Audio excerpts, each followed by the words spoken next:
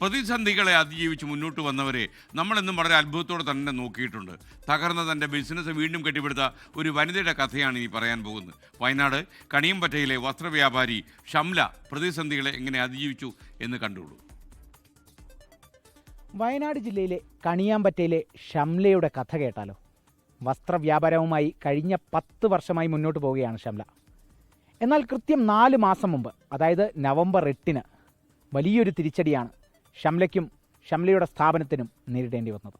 വയനാട് കണിയാമ്പറ്റയിൽ വസ്ത്രനിർമ്മാണ യൂണിറ്റിന് തീപിടിച്ച് 2 കോടിയോളം രൂപയുടെ നഷ്ടമുണ്ടായി. കണിയാമ്പറ്റ സ്വദേശി ഷംല ഇസ്മയിലിന്റെ വസ്ത്രനിർമ്മാണ യൂണിറ്റാണ് കഴിഞ്ഞ ദിവസം പൂർണ്ണമായും കത്തിനശിച്ചത്. സംസ്ഥാന സർക്കാരിന്റെ തന്നെ പ്രശംസ പിടിച്ചു പറ്റിയ സംരംഭമാണ് കത്തിയമർന്നത്.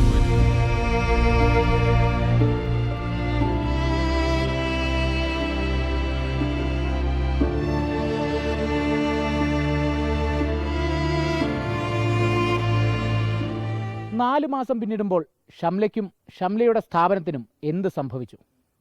കേൾക്കേണ്ടത് തന്നെയാണ്. ആ ഉയർത്തെഴുന്നേൽപ്പിൻ്റെ കഥ ഷംലയുടെ വാക്കുകളിൽ നിന്ന് തന്നെ കേൾക്കാം.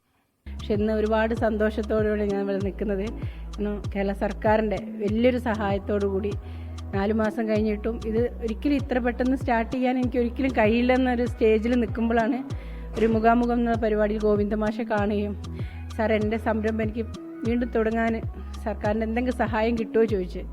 ആ മോളെ ഞാൻ നോക്കാം, എന്താ വേണ്ട ചെയ്യാറുണ്ട്. അപ്പോൾ ജസ്റ്റ് 10 മിനിറ്റ് കൊണ്ട് തന്നെ രാജീവ് മിനിസ്റ്ററെ വിളിക്കുകയും ഈ ഒരു നമ്മുടെ സംരംഭത്തെ പറഞ്ഞപ്പോൾ രാജീവ് മിനിസ്റ്ററെ എനിക്കറിയുന്ന നല്ലൊരു സംരംഭമാണെന്ന് പറഞ്ഞ് അപ്പോൾ വേണ്ട സഹായം ചെയ്യാറുണ്ട്. അപ്പോൾ എന്നോട് ചോദിച്ചു എന്താണ് വേണ്ടത് ചോദിച്ചു. അപ്പോൾ ഞാൻ പറഞ്ഞു സാറേ എനിക്ക് പറ്റുകയാണെങ്കിൽ എനിക്ക് പെരുന്നാളിൻ്റെ നോമ്പ് തുടങ്ങുന്നതിന് മുമ്പ് എനിക്ക് സ്റ്റാർട്ട് ചെയ്യണം.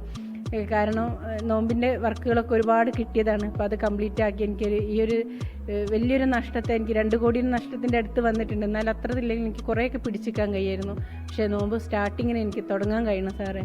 അപ്പോൾ എന്താണ് അതിന് വേണ്ടത് ചോദിച്ചപ്പോൾ ഞാൻ എനിക്കൊരു 20 ലക്ഷം രൂപ തന്നാൽ മതി.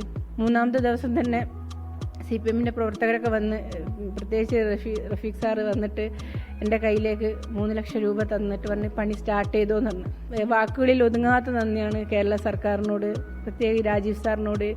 ഇതിന് എല്ലാത്തിനും നേതൃത്വം വഹിച്ച നമ്മുടെ ഗോവിന്ദ മാഷ്, ഈ ഫണ്ടുകൾ എത്രയും പെട്ടെന്ന് എനിക്ക് തോന്നുന്ന കളക്ഷൻ കഴിഞ്ഞിട്ട് രാത്രി 10 മണിക്കൊക്കെ ഫണ്ടുകൾ കൊണ്ടുത്തരുന്നുണ്ട് റഫീഖ് സാറ്. ഒന്നും എന്താ പറയുക, നമുക്ക് വാക്കുകളില്ല, അവരോടൊന്നുള്ള നന്ദികൾ വാക്കുകളില്ല. കാരണം അത്രയും കേരളത്തിലെ ഒരുപാട് സ്ത്രീകൾക്ക് തൊഴിൽ കൊടുക്കുന്ന ഒരു സംരംഭമാണ്. അപ്പോൾ ആ സംരംഭം വീണ്ടും ഓപ്പൺ ആകുക കാണുമ്പോൾ കേരളത്തിൽ ഒരുപാട് ആൾക്കാരെ പ്രാർത്ഥനയുണ്ടാവും.